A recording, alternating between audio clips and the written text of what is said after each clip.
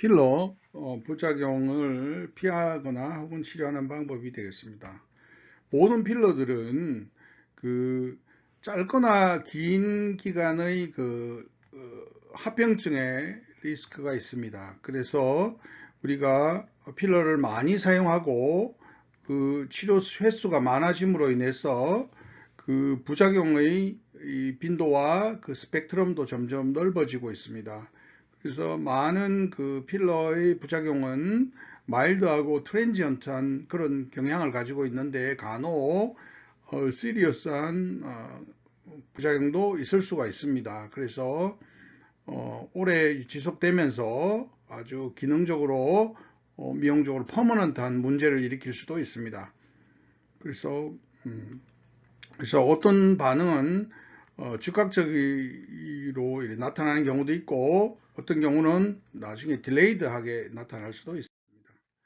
그래서 우리 이제 부작용 중에서 초기에 나타나는 것을 보면 주로 이제 주사 바늘과 관련된 주사 행위와 관련된 것으로는 에리세마, 이디마, 페인, 브루이징, 이칭 등이 있을 수가 있고 감염이 되면 이디마, 에리세마뿐 아니라 페인과 아크네, 페퓰 포메이션, 노듈 압세스 이런 것들이 있을 수가 있습니다. 그리고 하이퍼센시티비티로는 에리세마, 이디마, 페인, 그리고 non-fluctuating 노듈이 생길 수가 있습니다. 그리고 럼프가 생길 수가 있고 스킨 디스컬러레이션이 일어나서 빨갛게지거나 하얗게지거나 또 하이퍼피그멘테이션도 올 수가 있고 좀 심각한 경우는 티슈 네크로시스가 올 수가 있습니다. 그리고 딜레이드 된 리액션을 보면 인펙션이 있을 수가 있는데 이때는 역시 노듈과 또 심지어는 바이오필름 같은 그런 시스테믹 리스판스가 있을 수가 있고 포리바디 그래듈로마가 올 수 있고 또 필러의 마이그레이션도 일어날 수 있고 인민 리액션도 일어날 수 있습니다. 인민 리액션이 일어날 수 있고 그 다음에 말라이디마 같은 것들도 일어날 수가 있습니다. 블리징을 보면 블리징은 주사 후에 나타날 수가 있고 주로 이제 더미스나 서브더미스로 패닝이나 리니어 스레딩 테크닉을 시술할 때 일어날 수가 있습니다. 그리고 아무래도 이제 깊은 곳에 딥파짓 테크닉으로 해서 이렇게 찔러서 이렇게 시술을 하는 경우에는 멍이 좀 덜 든다고 알려져 있습니다. 그래서 이런 블루이징이 나타나면 콜드 마사지 정도를 하게 되고 심한 경우에는 비타민 K 크림 그리고 폴스타일 라이트를 써서 레이저를 쓰거나 아니면 KTP 레이저를 쓰게 되겠습니다. 그리고 우리가 미리 멍을 막기 위해서는 피를 묽게 하는 약들을 미리 이제 끊는 것이 중요한데 예를 들면 아스피린, 와파린 이런 것들이 되게 엔세이드, 비타민 E 이런 것들이 되겠습니다. 그리고 식품으로는 갈릭이나 징코빌로바 같은 것들, 긴생 이런 것들을 미리 이제 일주일 전에 시술 일주일 전에 끊음으로써 멍이 덜 들게 할 수가 있습니다. 그리고 멍이 들 경우에는 햇볕에 노출되지 않도록 하는데 이것은 이제 아마도 하이퍼피그멘테이션을 막기 위해서 하는 것이고 운동을 심하게 하거나 하는 것은 피하는 것이 좋다고 말할 수 있습니다.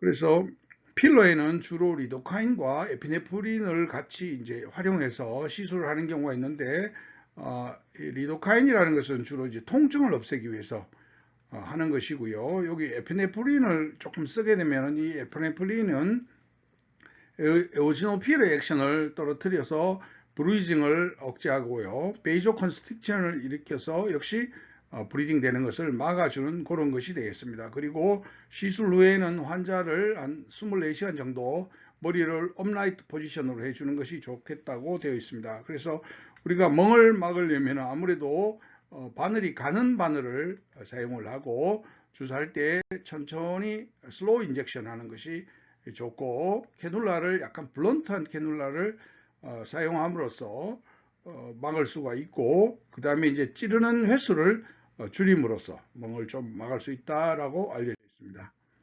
그리고 이디마는 원인이 되게 많습니다. 그래서 이디마는 우리가 시술하고 나서 일시적으로 붓는 그런 것은 정상적으로 있는 것이 되겠습니다. 그리고 이것은 역시 이제 시술하는 양과 테크닉에 좌우되겠습니다. 근데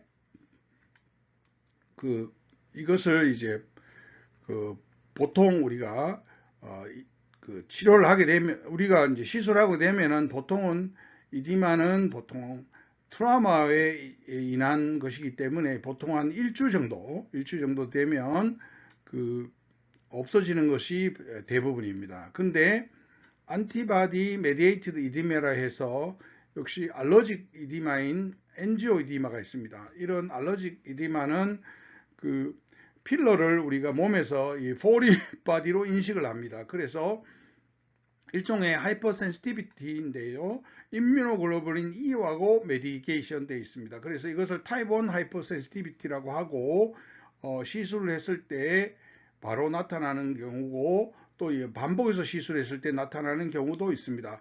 임뮤노 IgE라는 것은 주로 마스트셀을 자극을 해서 이 마스터셀에서 여러 가지 히스타민이라든가 사이토카인 그리고 뭐 여러 가지 이제 류코트리엔 같은 것을 분비를 해서 이것들이 우리 피부의 이디마와 에리세마, 페인, 이칭 등 알러직 리액션을 일으킵니다.